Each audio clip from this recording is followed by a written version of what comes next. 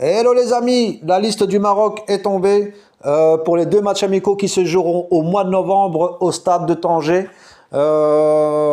Si je dois résumer l'interview de Regragui entre incertitude et certitude.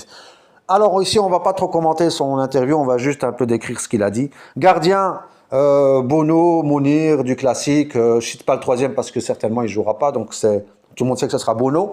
Par contre, en défense, Anas Salahdine, le joueur du PSV, a été pris, ce qui est une très bonne chose, l'arrière gauche. Saïs, de retour, le capitaine est de retour. Apparemment, ce n'est pas, c'est plutôt, excusez-moi, par défaut, puisque les autres sont soit blessés, comme Chadi Riyad, Aïd Boudlel est encore un peu trop jeune, pas assez de matchs en division 1, et Baouf, il vient de revenir seulement, d'après ce qu'il a dit. Alors, selon lui, on ne gagnera pas la CAN avec des jeunes. Et donc, le secteur défensif, c'est un secteur où il y a beaucoup d'incertitudes. Massina, Yamir, trop blessé, pas assez constant.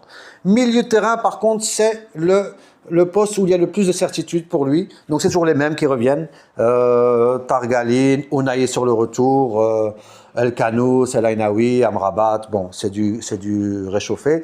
Ben Seguir a été repris aussi. Bon, c'est une bonne chose de ne pas briser les joueurs. Ça, je suis assez content pour ça. C'est bien. Offensif, par contre, Diop, super, bien vu, il est en forme en ce moment, le joueur de GC Nice qui est en plein carton plein, c'est bien. Sinon pour le reste, Diaz, Akoumash, Rahimi de retour, Igaman on ne le présente plus, et Talbi qui continue à faire son petit bonhomme de chemin, ce qui est vraiment pas mal. Pour les absences, remarquez, bon, à part si tu vis dans une autre planète, tu sais que Hakimi a été blessé, donc c'est tout à fait logique. Par contre, Ziyech, voilà, on lui a posé la question, on va pas dire qu'il a esquivé, mais il a dit qu'il était content pour lui qu'il retrouve un club, et c'est bien pour le championnat marocain. Mais voilà, rien de plus. Conclusion, d'après Regragui, Mazraoui peut être le premier remplaçant. Oui, donc je disais que Mazraoui va être le premier remplaçant de Hakimi. Aïd Boudlel, Riyad Chaïd, Baouf, tout est ouvert en défenseur central, puisqu'il y a une incertitude totale.